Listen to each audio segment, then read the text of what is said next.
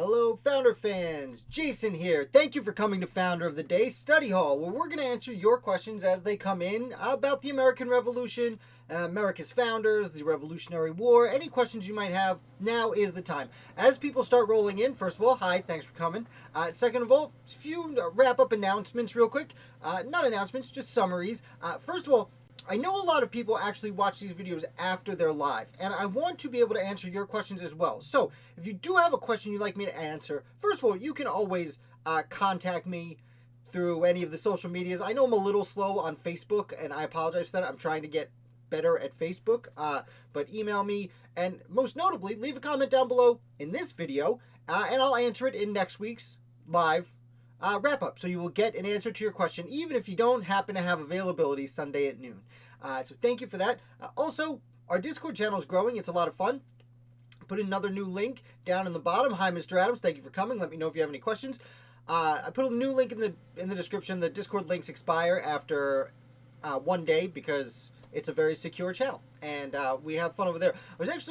We have several things. Right now, we have a meme, an American Revolution meme section, which is really hilarious, and if you like this channel, I definitely suggest you check that out. Misfit and Ashley are killing it over there right now. It's amazing. Furthermore, if you... I'm thinking about adding... Some people in there like to masquerade as American founders, and I was thinking about adding a role-playing section on there. So if that interests you guys, definitely let me know about that. I literally just thought of that as I was coming upstairs to go live. So let me know if you like that idea. So furthermore, I am going to start, and please ask me questions. That's what I'm here for. This is the one video I'm essentially unprepared for because I'm here for your questions. Hi, Ginger. Thank you so much for coming. Let me know if you have a question. But I am going to start. As I said, you can leave me questions throughout the week. I'll answer here. And someone did leave me a question on YouTube. I'm going to pull up here. It was kind of lengthy. It was someone under the name Yellow. I made a video a while back about the title is The Most Important American Founder. Judging by the thumbnail, I didn't rewatch it. I made this a very long time ago. I should probably watch it and update it. Maybe make a new one. But Yellow asked a very lengthy question, which I appreciate. And I don't think I'll get to every answer. But it was essentially around Anti-Federalists. And the main question I want to get to here is, was Thomas Jefferson considered an Anti-Federalist? I've heard different information about that. Something about him being in France and was late to the game. And Yellow is correct about what they heard. Pull you guys back up here. As far as Thomas Jefferson, he's in a really, really interesting situation. Because Thomas Jefferson, I will couple this with John Adams. You know, these two major American founders, authors and signers of the Declaration of Independence, were both in Europe when the United States Constitution took place. You know, Thomas Jefferson was in France, arguably the second most powerful nation in Europe, and John Adams was in England, arguably the United Kingdom. No, let me say it right, Great Britain, at the time, arguably the very most powerful nation in Europe, if not in the entire world. This was a time when the sun never set on the British Empire. So the Constitutional Convention comes together, and Adams and Jefferson are removed. And again, there's no internet. You can't just make a phone call and be like, hey, I just read you guys did this. Before you send the Constitution through, can you change this? No. So unfortunately, two of the most brilliant minds of the American Revolution, Adams arguably being one of the most brilliant legal minds, up there with the likes of, you know, James Wilson and John Dickinson, and as we discussed recently, St. George Tucker. And Adams doesn't always get credit for that, for his brilliant legal mind. But on the same note, Thomas Jefferson, maybe not the most brilliant legal mind, but definitely one of the top philosophical thinkers of the American Revolution. Again, this is the peak of the Enlightenment we're talking about here. And Jefferson is, you know, enlightened, to say the least. I know that he definitely did some not so enlightened seeming things with his life. He did a variety of either tyrannical or downright creepy things. But when it comes to politics and living, Jefferson was a deep thinker. But the Constitutional Convention misses these two brilliant minds because they're in Europe. And I'll remind you, the Constitutional Convention went from May of 1787 until September 1787. So May to June, June to July, July to August, August to September. That's 4 months. And this is a time where if you want to cross the Atlantic Ocean, a good trip took about 6 weeks. So that's back and forth is 3 months. So if James Madison sent a letter to Thomas Jefferson a week before he went to the Constitutional Convention, he'd get the letter back with like a month to go with the Constitutional Convention. So it was really really difficult to keep them in the loop. So when it comes to Jefferson being an anti-federalist, he reads the United States Constitution, as does John Adams. John Adams famously says this in the miniseries, the HBO series on John Adams, which you need to take 15 hours of your life and watch that whole series. If you're watching me do this, you need to watch that series. It is, in my opinion, unarguably the best television interpretation of the American Revolution. Either way, that is if you like politics as opposed to warfare. If you like the war, then there are other movies and things for you. But I bring this up because in that, Adams famously says, I first read the United States Constitution in a foreign land. And so did Thomas Jefferson. Not only that, but, Jefferson definitely has more criticisms than John Adams, because John Adams' earlier constitutions he wrote for several states were huge influences on the United States Constitution. And as I said recently, John Adams published a 3-volume set of books called A Defense of the Constitutions of the United States while he was in England. And that arrived as a publication while they were writing the U.S. Constitution. So John Adams actually did have a bit of an influence on the Constitution. Jefferson, on the other hand, James Madison is famously one of his... Jefferson was a mentor to James Madison, not necessarily a teacher, but he did train him in the law a good amount. And Jefferson was, governor of Virginia while Madison was coming up in the House of Burgesses years beforehand. Jefferson had some criticisms of the United States Constitution, and he kind of sounds like an anti-federalist when he writes these criticisms, but again, he's removed from the ratification debates entirely. He's in France that long that the Constitution is written, argued about, and ratified, and he doesn't even get back to the United States until George Washington has already become president. Thomas Jefferson is still there for the beginnings of the French Revolution. But by the time Adams gets back, and then shortly thereafter Jefferson returns, Adams comes back to, hey, you're vice president of the United States, man. And Adams was a Federalist, so Adams was like, sweet. Jefferson comes back and it's like, hey, you're Secretary of State. You need to help us organize this new government on both a national and a domestic scale, although there was debate at the time if Secretary of State was just foreign policy or both foreign and domestic policy. And so Jefferson arrives to that. So as far as being an anti-federalist, it's too late. He gets back after we've federalized, so he doesn't play a role. Now, he comes in kind of open-minded about what's going on. As you see in the musical Hamilton, James Madison kind of goes to Jefferson and saying, whoopsie daisy, we were doing the right things, but I worked really well with Hamilton throughout the 1780s, but now Hamilton's doing some things I don't care for. I wasn't really ready for him to make these moves. So Jefferson, when Washington first becomes president, first there's two parties, the Federalists and the Anti-Federalists. And then there's the Federalists become the pro-administration party, and the Anti-Federalists, generally speaking, become the anti-administration party. And while that becomes bad, first of all, none of these parties are official. It's just what we as students of history, this is what we call them now. And the anti-administration didn't love what was happening, but again, at first, no one said anything bad about the George Washington. But as the first administration goes on, you have Alexander Hamilton becomes the leader of the Federalist Party. And the Federalist Party emerges from the Federalists. Again, it's the Federalists versus Anti-Federalists, and those Federalists become pro-administration, then again become Federalists. And when they become Federalists, the Democratic Republican Party emerges. And the Democratic Republican Party is essentially, they called themselves Republicans. Though truthfully, right now, modern Democratic Party can more accurately consider its lineage to Jefferson's Democratic Republican Party, although the policies are extraordinarily different. Again, it 200 plus years have gone by since then, so it's hard to associate any modern party with those parties. But Jefferson and his followers did call themselves Republicans versus Federalists. Truthfully, they were essentially had similar meanings at the time.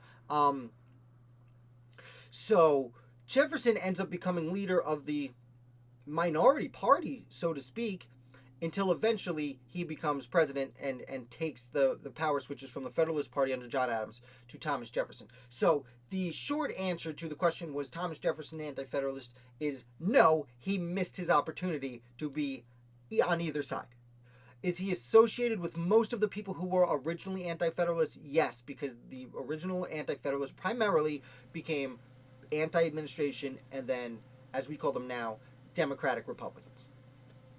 So Yellow, I hope that answers your question. Yellow had several other questions. Again, if you're coming in live here, I do see John Adams said one question. Didn't he say the R word to Sally? You have to be a little more specific with that question, Mr. Adams. I'm sorry. I'm not sure what you mean by... I think I know what you mean by the R word, but I don't think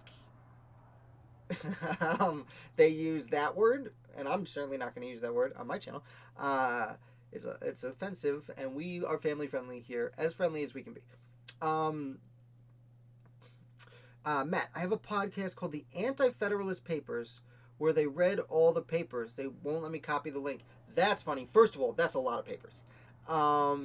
And second of all, I was actually thinking about doing something similar, but I didn't necessarily want to do it on this channel. I was thinking about starting a second channel where I just read them. And furthermore, what I was actually thinking about just this morning was starting, I talk about the Anti-Federalist papers. As most of you know, I talk about them in my weekly wrap-up because I write an Anti-Federalist review each Friday. But I was actually thinking about making those their own separate videos. Let me know if that is interested. You would like for me to just read them? I don't know if I have the right voice for it, because I feel like you should read it in like that old-timey voice, and like I'm not good at doing like voices and impressions. Oh, it was the thing, Fourscore. That's, man. You'd think I spent enough time in the Revolution that when I do an old-timey voice, my go-to wasn't Abraham Lincoln.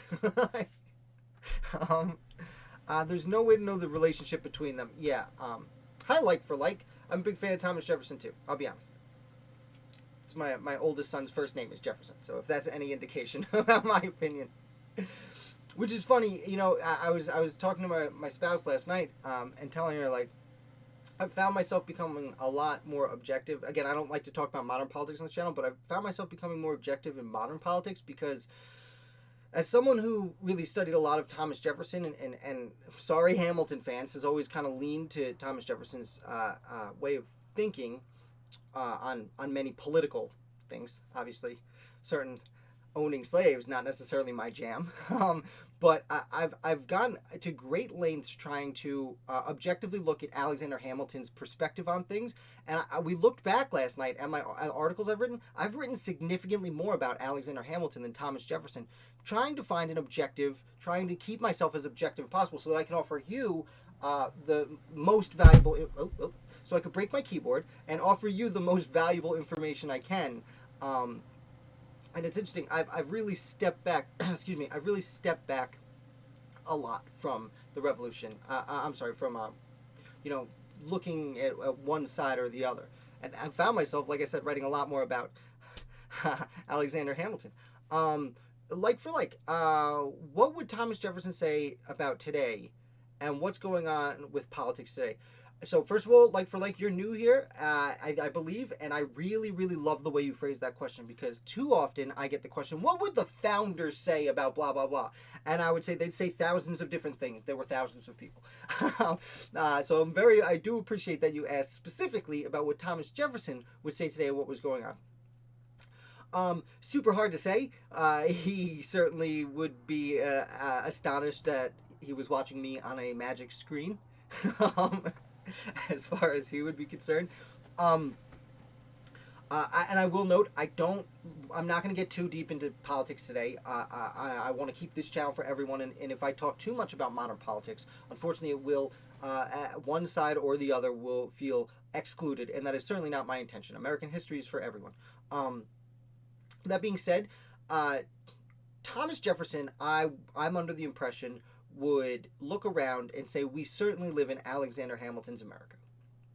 Alexander Hamilton, and that's my opinion, Alexander Hamilton wanted a robust, energetic government. He and George Washington, as I wrote in an article just last week, I think we were talking about it on the Wednesday video, they wanted, many of the authors of the Constitution wanted an energetic government. They wanted a government that could help stimulate business. They didn't necessarily want the government involved with business or regulating business at the time. But they were aware of the approaching Industrial Revolution. The Constitution is written at this amazing time in world history where the Enlightenment is coming to an end and it's transitioning into the Industrial Revolution. And they saw this coming. Very specifically, Tench Coxe, or Cox, I never know the pronunciation, who is a very underrated American founder, and the Assistant Secretary of the Treasury to Alexander Hamilton, he gave a speech on the eve of the Constitutional Convention, the Friday before they met, in front of the Pennsylvania and Virginia delegations, the two most powerful delegations, where, excuse me, I'm so excited to talk to you. And Tench Coxe gives this speech where he specifically talks about manufacturers, and he even references steam power, because they had steam. It wasn't being used for trains yet, steam engines, but they had steam engines being used for mostly for mining, to pump water out of mines so that they could get resources. They wanted this energetic government to. Hamilton famously wanted to take out a national debt. They wanted the government to be able to help promote like banking and manufacturers, which was convenient for Hamilton, who went and started the New York Stock Exchange and started 2 of the 3 banks that were the original ones on there. Again, I'm more of a Jefferson guy, but if Alexander Hamilton were here, I mean, the events of this week are he would certainly be troubled by. Another reason they wrote the Constitution was because Shays' Rebellion, and they wanted to suppress insurrection, which I know is a hot-button word, and I don't mean it to be a hot-button word right now. I'm just saying, Alexander Hamilton they all wanted the elites to run things, and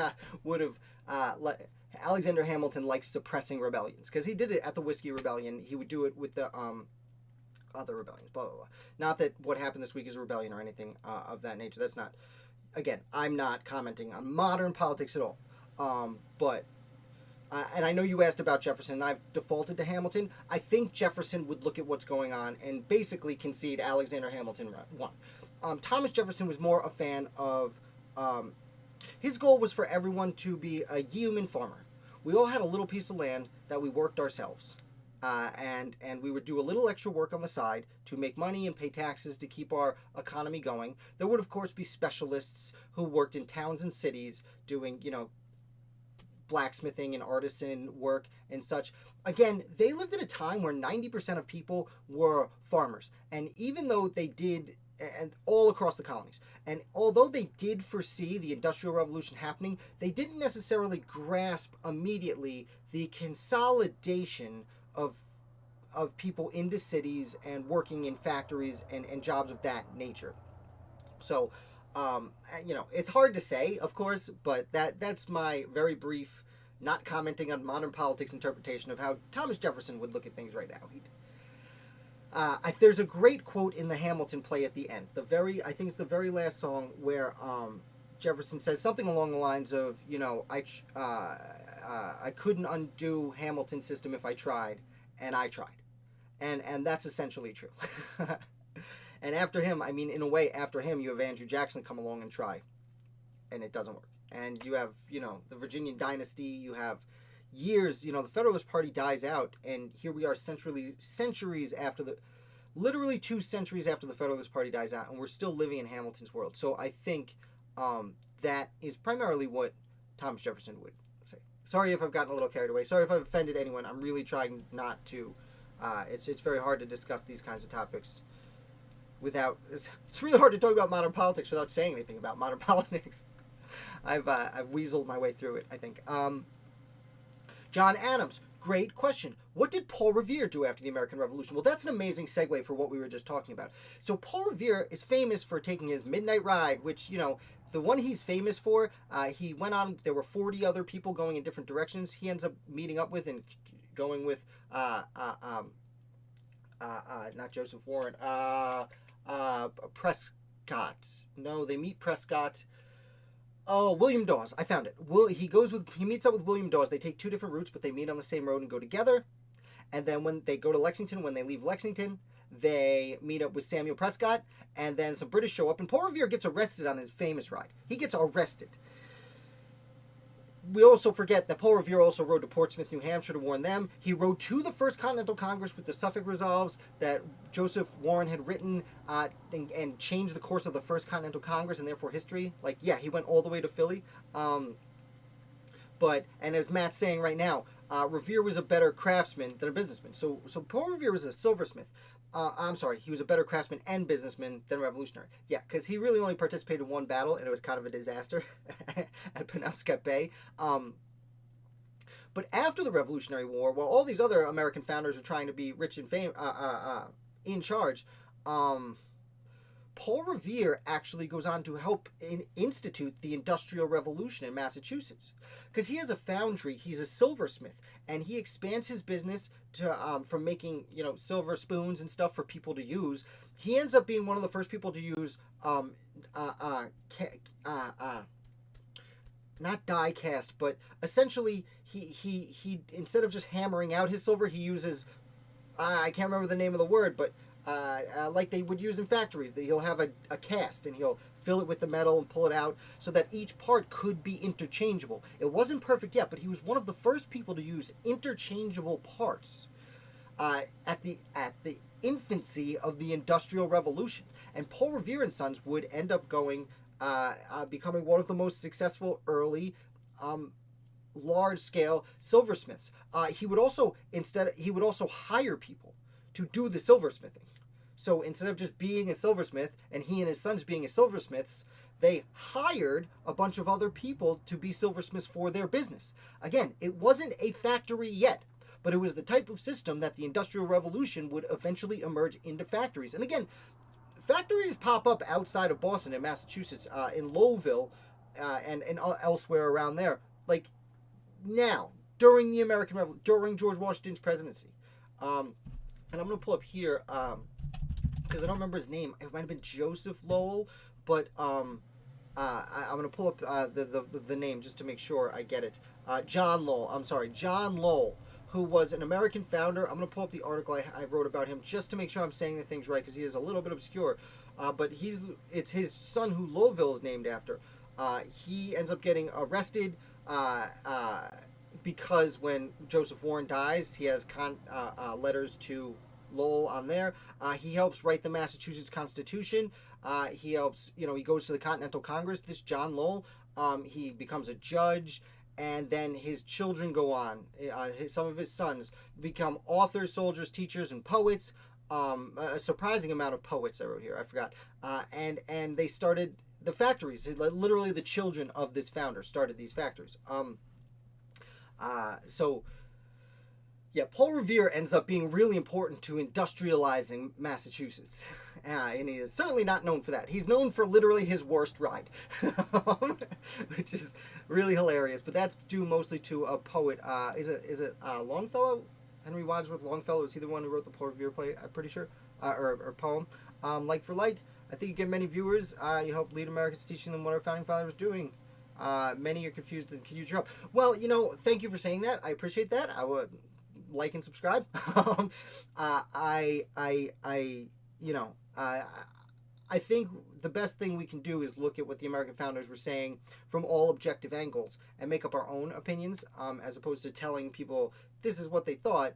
I find it a lot more instructive. Like I was saying earlier about my personal experience writing for this channel, I've been actively trying to understand the point of view of Alexander Hamilton, who I kind of personally, fundamentally disagree with on several levels. Not all levels, several levels. Again, politics back then, if you were on, like, you could be on Thomas Jefferson's side back then, and that would translate to some things in the modern Democratic Party and some things in the modern Republican Party, because it wasn't as tied as it is right now. Thank you. But thank you, that's really nice of you to say. I hope I can help people understand. Command of Castle Island. Oh, okay. Matt is revolving to Foundry. Okay, a bell maker. Yes. Okay, thank you for correcting me. Revere was primarily a bell maker. Do I have it on me? When we do trivia, if you're new here, we do trivia on Friday nights, and we have a sponsor, Liberty & Co., which makes just the best American Revolution stuff, and they have a Paul Revere and Sons Bell and Foundry t-shirt, which is sweet. He's also, my favorite is his Law Firm of John Adams shirt.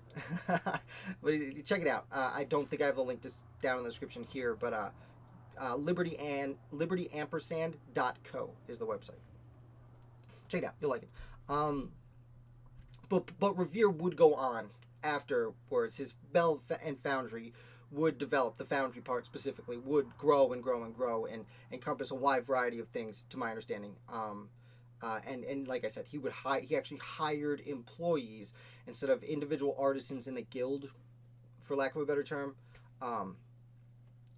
Let's see. How many high-profile people are using the founders as a way to motivate people and not being truthful? Please help so we can all unite. Everyone looks up to the founders. You can clear the air. You know what's funny? Again, I don't like to talk about modern politics on this channel, but the way you're phrasing it is very good. Is coming together, and that is a way we can look at the American founders. The way I prefer to look at American founders, and truthfully, our modern issues. And like I said before, the way you asked your question, what would very specifically Jefferson? Because what you see a lot today is, it's the internet, so people just say wild things without, thinking twice about what they're actually saying. But you hear a lot of people say, the founders, the founding fathers with this and the founding fathers with that, and I'm a little bit of a troll sometimes, where I'm like, oh, all of them? Every single American founder would agree with you. Wow, that's great. You're really onto something. Matt, without Warren, Revere wasn't much. That's not nice. That's not very nice of you to say, but it's kind of true. According to Christian Despigna, who wrote, where is it? Founding Martyr. I'm going to knock over all my books. Founding Martyr, one of the best American Revolution biographies to come out in the last several decades, I would say, by Christian Despigna, is an amazing book about Joseph Warren. And when he's been on this channel, we've interviewed him, and he's discussed how without Joseph Warren, the American Revolution probably wasn't much. At least not at the beginning. He dies at the Battle of Bunker Hill, sadly, real early on in the hostilities. Because even though he's a major general, he says, no, I don't want to be a major general. I'm going to serve on the front lines. And I'm going to say, quote, I might be misquoting him. I should say paraphrase, but I think the quote is, I want to, quote, die up to my knees in blood. Dr. Joseph Warren, the man who inoculated John Adams for smallpox. Just an amazingly important founder. And that book I particularly like, not just because it's about Joseph Warren and his amazingly interesting story, but because Christian Despigna put 20 years of research into that book. And it gives you a great idea of the atmosphere of pre-revolutionary Boston itself. So I hope you enjoyed it. Everyone should have their own opinion. I am saying answer any question people might have to clear the air. I'm happy to answer any questions.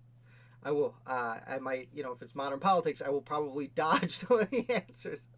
I will say, reading the American founders, I have strong disagreements with essentially everyone I see on TV. Man. Knox Mover's shirt. Are you saying he has? There should be one. I do have a magnet that I got.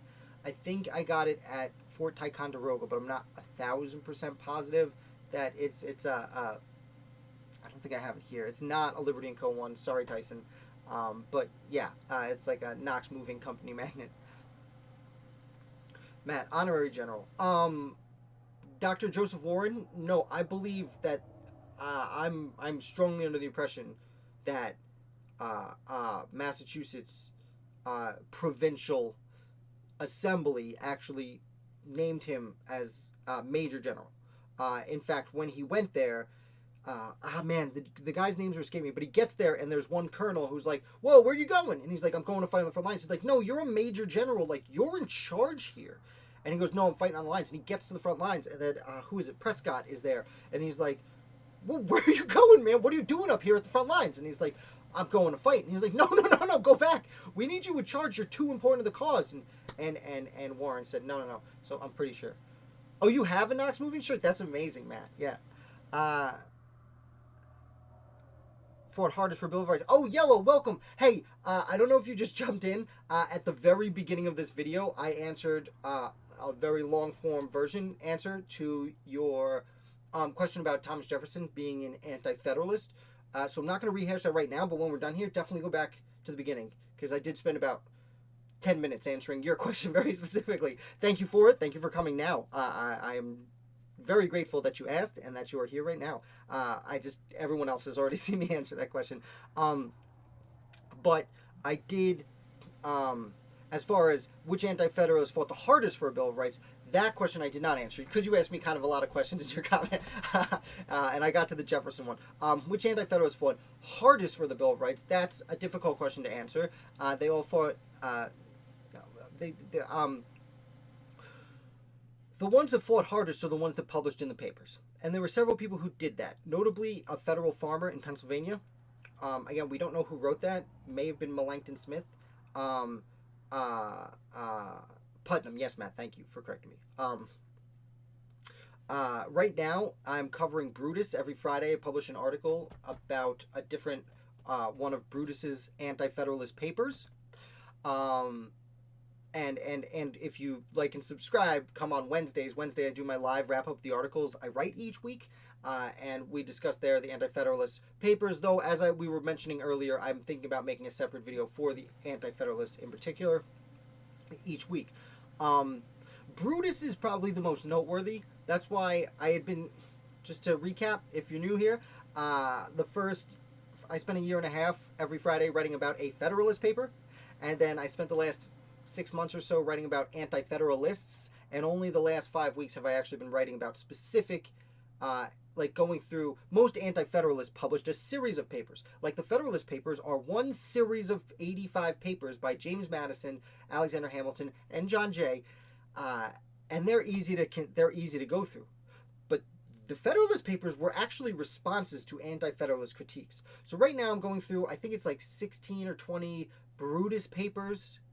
The Federal Farmer had several papers. Cato has probably 20 papers, so it's going to take me probably a year and a half to get through all of those. But it's a very interesting look at the discussion. So I would argue that those three, Cato, Brutus, and Federal Farmer, again, we don't know who they actually are. They fought pretty hard. In New York State, Melancton Smith, who may have been the author of some of these papers and was definitely talking to Brutus as, if he was not Brutus, which he probably wasn't, Brutus was probably Robert Yates, who with John Lansing was representing in New York at the Constitutional Convention, and after 6 weeks left and was like, nope.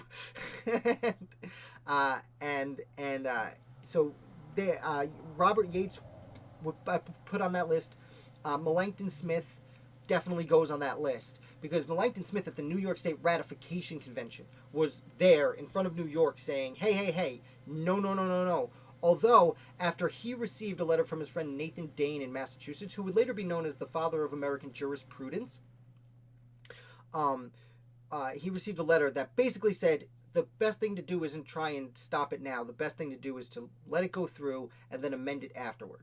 And that is essentially where that was the great compromise, is the Connecticut Compromise, the Constitutional Convention. But the big compromise of ratification is the Federalists said, you know what, fine, if you pass it, we'll do some amendments. We'll have Jamie Madison write some amendments. And the Anti-Federalists were like, fine, we'll pass it if you do the amendments. This was an unwritten handshake, not even handshake, like a wink, nod, fine agreement. But that is what ends up happening. So Again, I'm focusing on New York, but New York was really one of the hotbeds. The other one is Virginia, because we like to think that the Constitution was written and everyone was like, yeah, and just went for it. But no, they were extremely close. Virginia had over 300 people in the room at the convention, and it was decided by 10 votes. So if there were 6 people out of 300 that changed their mind, Virginia doesn't ratify the Constitution. And if Virginia doesn't ratify the Constitution doesn't last very long. Because at that point, it was the biggest, most powerful state. I'll remind you of the first 5 presidents. They were all from Virginia, except the one who only served 1 term, John Adams. So that's what's 4 times, 20-something years, because you have from 1789 with George Washington until James Monroe leaves in 26. So that's 36 years of Virginians as president. And I'll mind you, most of that time, the vice president was from New York, because New York was not the second most powerful state when George Washington became president, but essentially the second. But everyone saw what was happening. Everyone saw New York City blowing up. Everyone saw how much land New York had to settle. New York is a very big state. And if you live in Montana, I'm sure you're snickering at me right now. But back in the day, it was essentially Virginia, technically North Carolina, and then New York and Georgia were gigantic. Maybe you could throw Pennsylvania in there. I mean, Virginia was the biggest by far. But so I know I'm getting a little off track here, but the Anti-Federalist debates were very close, and there were very valid arguments against the United States Constitution in particular, and they're fun to learn about. As far as the big Anti-Federalists in Virginia, I mean, Patrick Henry, he's the one who said, "Give me liberty or give me death." He was twice governor of Virginia. He was arguably the most powerful person in Virginia. He was against it. When they called the Constitutional Convention, he has the famous quote that he smelt a rat. And he did not like combining the power. Now, I do want to note that many of the Anti-Federalists, leading Anti-Federalists, the Melancton Smiths and Robert Yateses of the world, they were friends with Governor George Clinton of New York. And they were the powerful people in New York.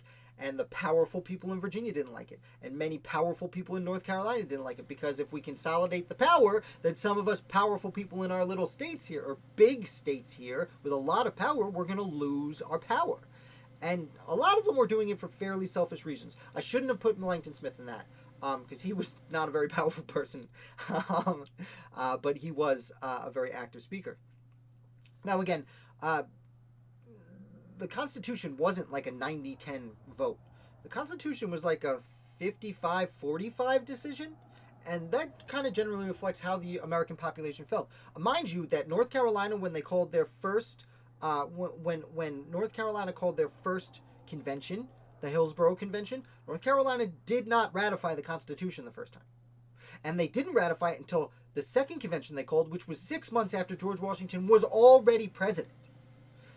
So, it was not necessarily super close. And Rhode Island didn't send anyone to the Constitutional Convention. Rhode Island was like a year and a half after George Washington was president that they were finally like, fine. Like, what are we going to do? We're Rhode Island. We're by ourselves. There's nothing we can do here. Yeah, and also Rhode Island was part of the problem that they needed to call the Constitutional Convention. I'm actually planning on writing an article about that, because I found a cool a resolution passed by the Continental Congress where they're raising they increased the funds they need to raise, and they also decide to send a delegation to Rhode Island, and this is in the early 1780s. We're sending a delegation to Rhode Island to say, can you pay the old money before we talk about this new money? Like, you're trying to fight this war, guys. Would really use some help here. It'd be really nice if you guys being team players about it. I don't know. I find it hilarious. They did not. They found it they took it seriously. As did Rhode Island. They did not. They wanted to be independent. They wanted to be their own little country. Excuse me, talking a lot. So yeah, Patrick Henry, Richard Henry Lee was wishy-washy. Interestingly enough, so George Mason was a delegate to the Constitutional Convention, as was Edmund Randolph, and they were there for the signing. And I should throw out Elbridge Gerry. They were there for the signing of the Constitution, and the three of them decided not to sign. Now, Gerry went back to Massachusetts, but Mason was already a leading legal mind in Virginia before the Revolution broke out.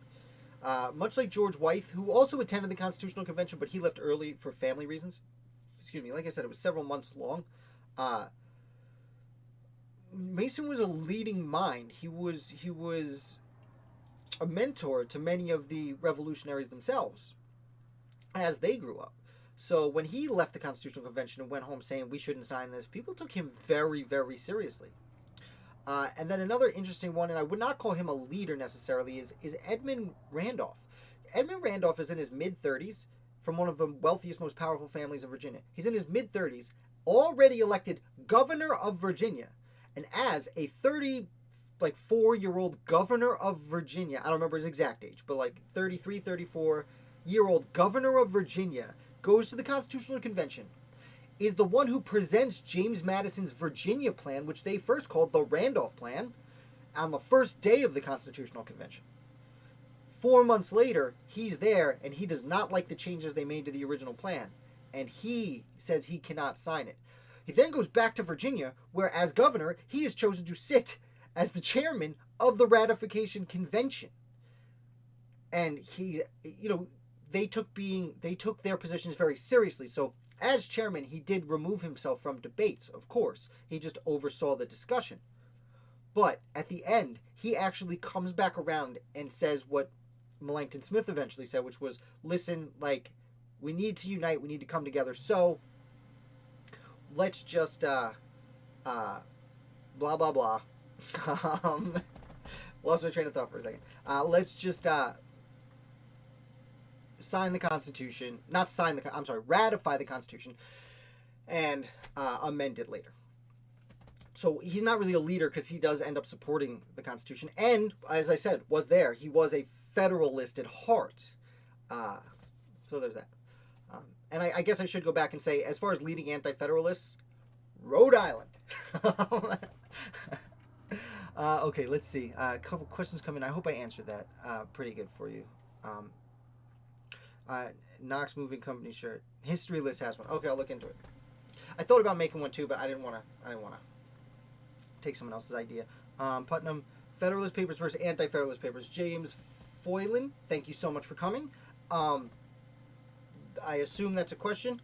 We're talking a little bit about them. The Federalist Papers themselves, and I've written a review of every single Federalist paper on my website, founderoftheday.com. Check out the link below. I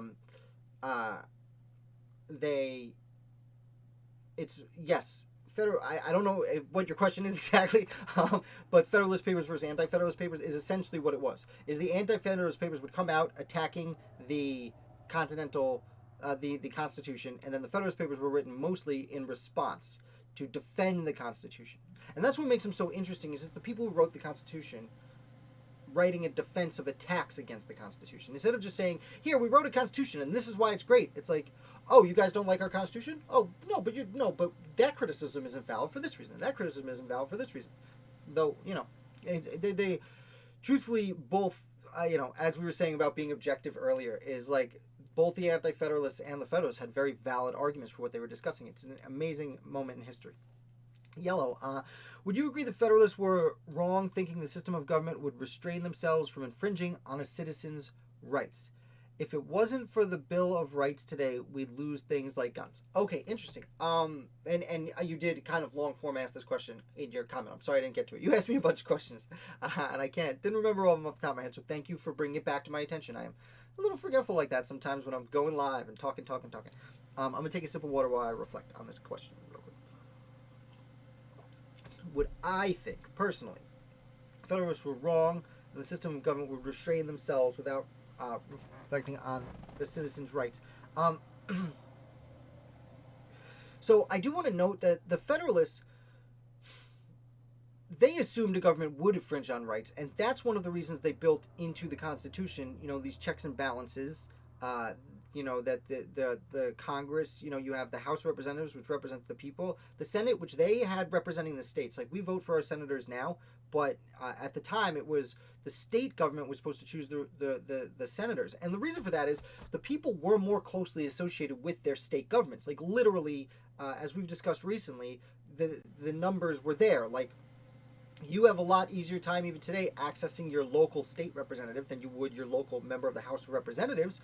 So therefore, your attachment to the federal government would help you. And Israel, I see your question. I'm gonna get right to it. The federal, the people have an easier time controlling the state government. So their chosen representatives should be able to choose their representatives for the equal representation in the upper house. Again, if you're new here, one of the things I like to reiterate about the Electoral College, for example, is most of the people who wrote the Constitution, they were afraid that general people could not make the appropriate decisions. Roger Sherman has a famous quote, the people, quote, the people, quote, want for information and are liable to be misled, end quote. And this is a very interesting way to reflect on their thinking. Not all of their thinkings, but much of the thinkings of the delegates at the Constitutional Convention in particular. They knew people were smart, but they knew people didn't necessarily have the time to put in to researching each and every particular issue that was going on. And therefore, the main reason for the Electoral College was actually for the people to vote, choose a representative in their community that they trusted to take the opportunity to do the research on their behalf and vote in their best interest. And again, as I said, at the time, there were, of course, always corrupt politicians, but at the time, many of these politicians believed that it was important it was called public virtue. They use the word virtue different than we do today. Virtue today, we're like, be a good person, don't be a jerk all the time. But then public virtue was doing your duty as a citizen, was your responsibility to the people, to yourself, and to God. And so therefore, since they took that so seriously, generally, if someone, you would say, I'm an anti-federalist, I'm a federalist before people voted for you, but then you would put the research in. And furthermore, one of the reasons that the delegates had to go, we have a misconception today that, someone had to carry the letters and vote. It was done by horse and buggy, so you needed someone to go. Kind of. You didn't know who you were voting for back then. Today, we go on TV, we see our politicians on the internet and TV, they're everywhere. But back then, like, when they were choosing between Thomas Jefferson and John Adams, you and I didn't know what they looked like.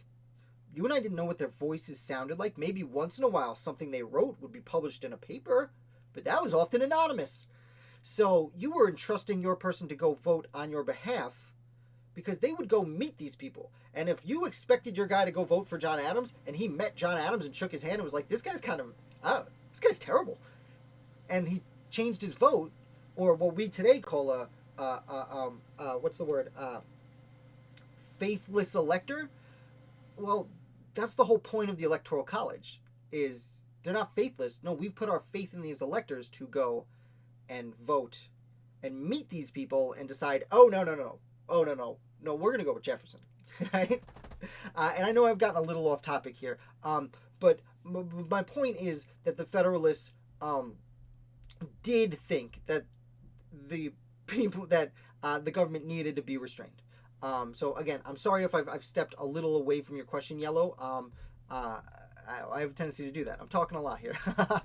Oh, family's home. Don't know if you heard that bang. Got a loud front door in this house. It was a bill. The other thing that the Federalists argued was, we don't need a Bill of Rights. Most of the individual states already have a Bill of Rights. And one of the ways the Federalists were trying to sell the Constitution, and mind you, they were selling it. One of the ways they did is say, look, it's part national and part state governments. And it's a nice little combination, hugging and kissing in there, and it's not going to be a problem because the states have these protections. Now, one of the many anti-federalist arguments was, but how is that possible?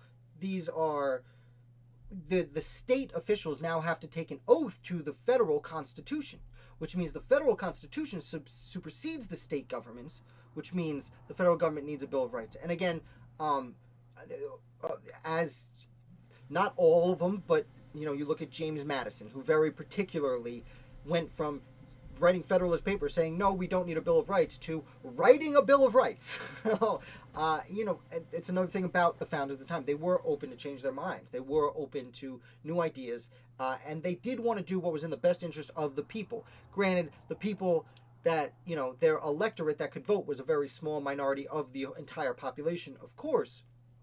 But another argument for the that the Anti-Federalists had was, well, there's too many people. And I've gotten a little off topic. So I hope that answers your question, Yellow. If not, please feel free to specify, like, and subscribe. And I really appreciate you coming today and your comment all week. And everyone here, thank you so much. Now, Israel Longoria, General Artemis Ward, James Otis, Cedar Rodney fascinate me to no end. Yeah. Well, welcome to the team. I can comment on those, but I see you have another question here. My question is, am I correct in thinking Artemis Ward was the first commander-in-chief before Washington? I'm not sure where I heard or read that. Well, you might have heard or read that from me. So that's a yes and no question. Artemis Ward was already in the middle of Massachusetts when the Revolutionary War breaks out at Lexington and Concord. He was already in the state militia, and if you're new here, and like I said, Ashley, Misfit, you're right, I should make a shirt that says if you're new here. I say it a lot. If you're new here, which you might be, Israel, thank you for coming. As I like to say, is the Revolutionary War was not just the Continental Army versus the British Army. There were a lot of armies, because each state already had militias in place well before there was trouble with, the mother country. There were already militias in place, and those militias essentially turn into their own armies. In fact, each militia is two armies because they split off. Some become patriots, some become loyalists. Now, most of those militias don't do quite so much for the loyalists. So there's the Continental Army shows up, but there's the Massachusetts militia is an army. All 13 colonies have an army. Vermont has the Green Mountain Boys. It's kind of like a little tiny army. Same thing with Kentucky has like a little tiny army out there. That one gets bigger. But as far as Artemis Ward is concerned, he's already a major general in the Massachusetts militia when hostilities break out. And the Minutemen all run out at Lexington and Concord. And then soon thereafter, the other colonies, Connecticut, New Hampshire, Rhode Island, they send their militias. And they all basically say, okay, we're in Massachusetts, so let's default to the wills of the Massachusetts militia. And at that point, Artemis Ward is already the highest ranking general there. So he essentially assumes command of what they called the Army of Observation, because after Lexington and Concord, they chased the British into Boston. And it's essentially the siege of Boston for almost an entire year. The British are in Boston, and the Patriots are hanging out around the outside. So it's called the Army of Observation. And Artemis Ward is the de facto leader of this army. He's not officially commander-in-chief of the Continental Army, but he is acting commander-in-chief of the soon-to-be Continental Army. Now, of course, when George Washington, Continental Congress, war breaks out, and they're like, all right, we got to put an army together. And one of the reasons George Washington is chosen is being from Virginia, when all these other states in the South they're going to send their armies, their militias, up north to Massachusetts to help. So they chose a leading Virginian as the most powerful state in the South to take over. And when George Washington goes, he becomes the first commander-in-chief of the Continental Army. But he essentially takes over and absorbs the Army of Observation into the Continental Army. And Artemis Ward is appointed number 2, if I'm not mistaken, and I might mess this up sometimes, and you know what, I have it somewhere here. I can pull up for us the actual list, and I will do that as I'm talking here, just to make sure. But I am like 99.999% sure. And this list is from Michael Troy at the American Revolution podcast. If you like to listen to the American Revolution, he's been going through it for a few years now in chronological order. It's an amazing thing. Charles Lee, Major Generals. Artemis Ward, number 1. 2 days after George Washington is appointed Commander-in-Chief, Artemis Ward is appointed the highest-ranking Major General, followed by Charles Lee, the number 2 highest-ranking Major General. Now, he's only there for about a year. He does resign for health reasons And I'm going to pull this back up because my screen got the wrong color. Where is it? Where am I? Okay. I got a little distracted. I just wanted to make sure I had the correct information before I started talking. Yes, Artemis Ward goes from number 1 to number 2 in the Continental Army because of his high-ranking position already. And because he was basically only, I don't want to say only being replaced, but one of the major reasons he was being replaced by George Washington is Washington had met the Continental Congress and was a representative of the South. I kind of. The answer to your question is both yes and no. He was the first person leading the revolutionaries at war, but he was never actually commander-in-chief of the Continental Army. Thank you for that amazing question, Israel. Matt, Ward was the one that wanted guns placed at Dorchester Heights and helped stop Washington from attempting to invade Boston from the sea. That's right. Okay, so if you're new here, Matt is one of our resident experts, especially on Massachusetts in the area. And he had bad gout. There it is. See? Several people had gout. Phillip Schuyler suffered from gout too, which actually seems to be the reason he returned home and did not actually join the invasion of Canada that he oversaw. Again, let's get back to Artemis Ward. Yada, yada, yada, and other things. Artemis Ward, we pretty much covered him. He would end up resigning from, he had gout and he couldn't get through the rigors of war anymore. He would end up going to the Continental Congress. And actually, it's funny. I think we were talking about Artemis Ward on Wednesday, and I couldn't remember. He was an inaugural member, I think, of the United States House of Representatives, though it might have been the Senate. But he was in the first Congress. I'm going to bring it up because we had this problem the other day. Artemis Ward. And I spelled it wrong. There's only one W in Ward. I'm going to pull it up. I think Wikipedia will have it right. Yes.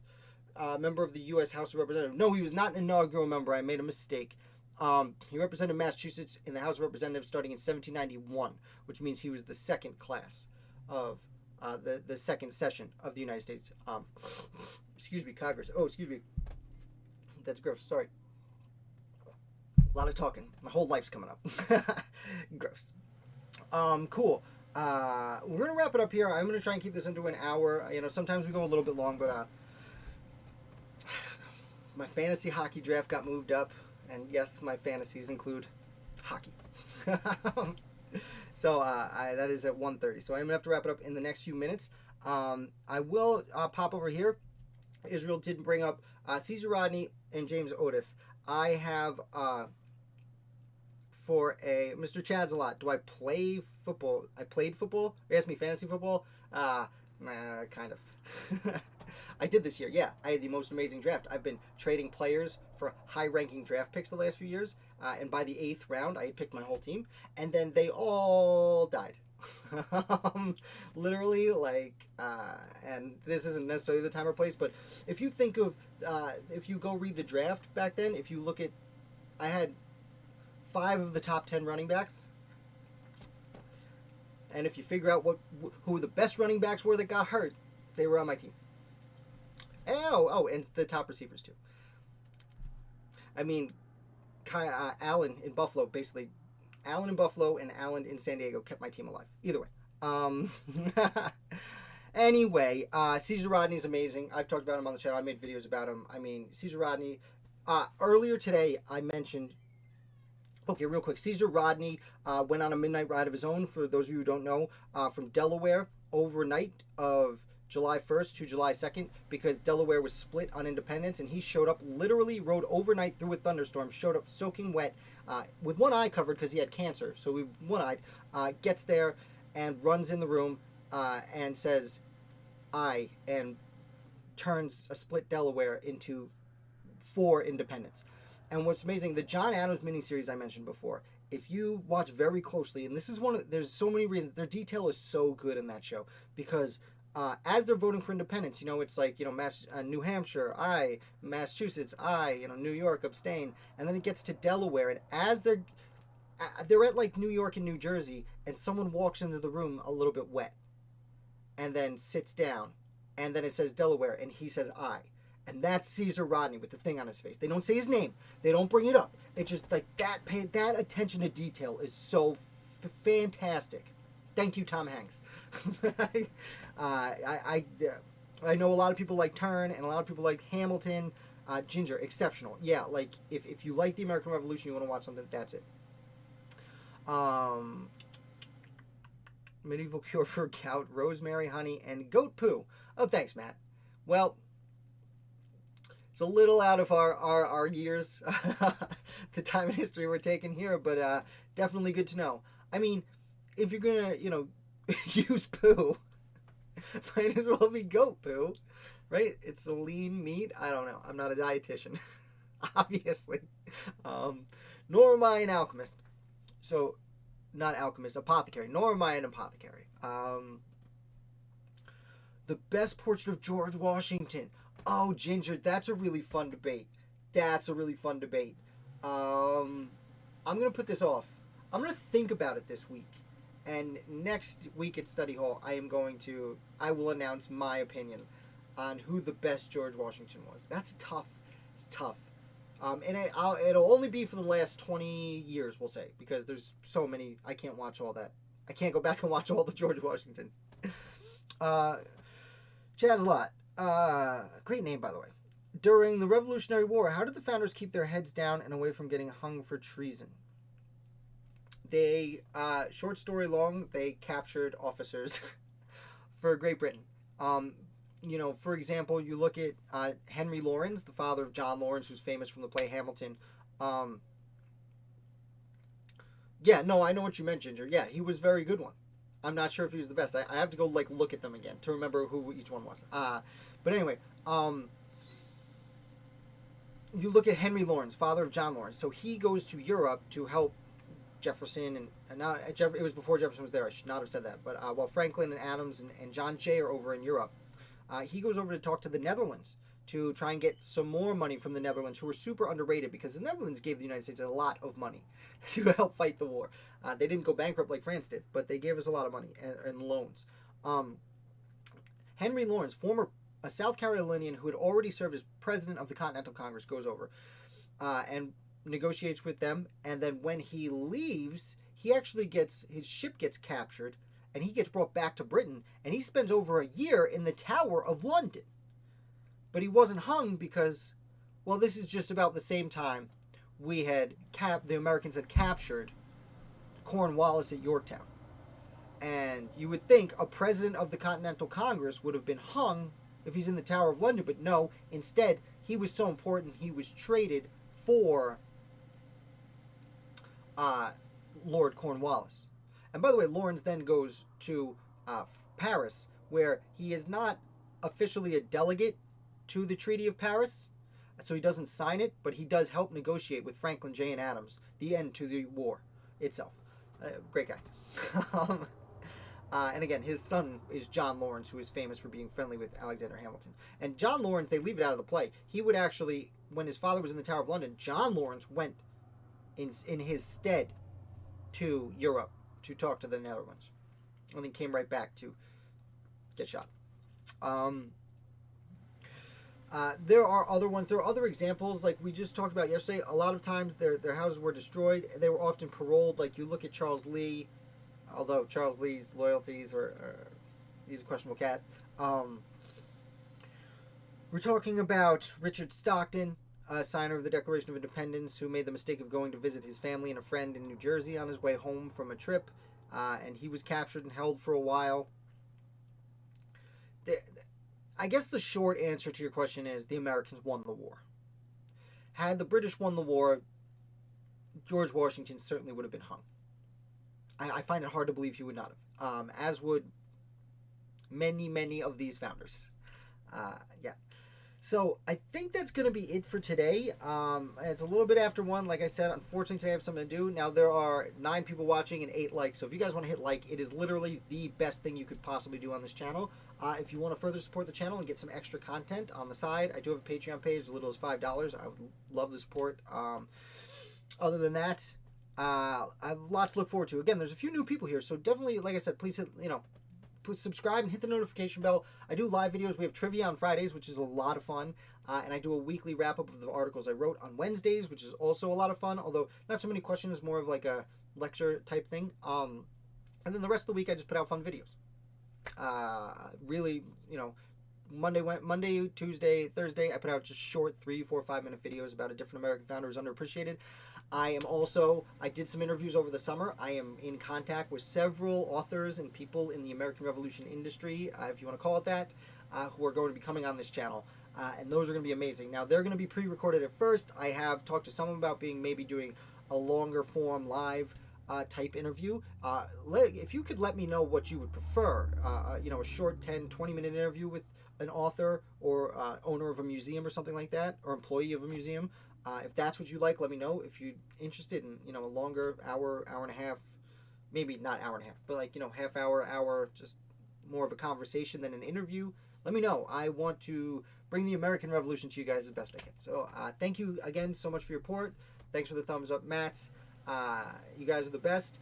Lastly, if you came in late, I have a Discord channel where we hang out, and it's a lot of fun. Thank you, live. Okay, Matt, thanks for the update. If you want to join our Discord channel, which if you don't know is basically like social media, but it's just my own private server, so it's just Founder of the Day social media, not Facebook or Twitter. It's just Founder of the Day. We have a cool meme section going on that's a lot of fun conversations. Also, I am going to release tomorrow our first reading of the week. Book club has been difficult.